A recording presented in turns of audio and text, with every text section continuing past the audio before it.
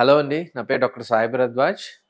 ప్రాస్థోడాంటిస్ట్ and implantologist at two docs dental clinic, Hyderabad అండి.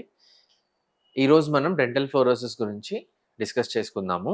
Dental fluorosis అనేది ఎప్పుడైతే మనం తాగే నీళ్ళల్లో ఫ్లోరిన్ కంటెంట్ ఎక్కువ ఉంటుందో అట్లాంటప్పుడు మనం పళ్ళ మీద వైట్ నుంచి బ్రౌన్ స్టెయిన్స్ వరకు చూస్తుంటాము.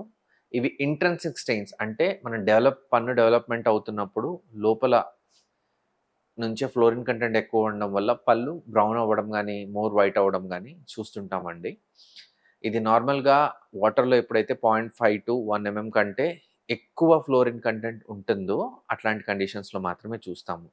నార్మల్లీ డెవలప్మెంట్ అవుతున్న పిల్లలు, అంటే పుట్టిన పిల్లల నుంచి 8 ఇయర్స్ లోపు పిల్లల వరకు ఎవరైతే ఈ ఫ్లోరిన్ వాటర్ ఎక్కువ ఉండే వాటర్ తాగుతారో ఇలాంటి వాటిల్లోనే మనం డెంటల్ ఫ్లోరోసిస్ అనేది చూస్తామండి. నార్మల్లీ ఈ ఫ్లోరోసిస్ అనేది నార్మల్ వైట్ లైన్స్ నుంచి తీసుకొని కంప్లీట్‌గా బ్రౌన్ కలర్‌గా, డార్క్ బ్రౌన్ కలర్ వరకు స్టెయినింగ్ అనేది ఉంటదండి. దీన్ని మనం ఎలా కరెక్ట్ చేసుకోగలమంటే, నార్మల్‌గా క్లీనింగ్ లాంటివి చేసుకొని, ఎప్పుడైతే మనం స్మోకర్స్ ఉంటాయో, టొబాకో స్టెయిన్స్ ఉంటాయో, అలాంటివి ఎవడైతే క్లీనింగ్ చేసుకుంటామో పోతాయి గదా! అలా ఈ డెంటల్ ఫ్లోరోసిస్ స్టెయిన్స్ అనేవి పోవండి. ఇవి మనము కంప్లీట్‌గా ఆ వైట్ లేయర్ ఏదైతే ఉందో మాస్క్ చేసుకోవాలి. దానికోసం ఎయిదర్ మనం వెనియర్స్ లాంటివి చేయించుకోవచ్చు. లేదంటే డెంటల్ క్రౌన్స్ లాంటివి చేసుకోవచ్చు.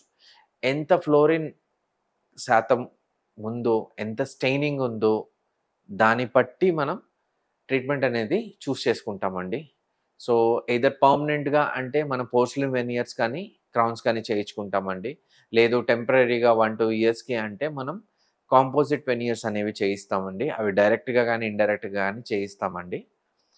సో, ఇవి మనకుండే ట్రీట్మెంట్ ఆప్షన్స్. ఏమన్నా డౌట్స్ ఉన్నాయంటే మీరు ప్లీజ్ కామెంట్ బాక్స్‌లో రాయొచ్చు. లేదంటే పింగ్ అనేది చేయొచ్చండి. Thank you.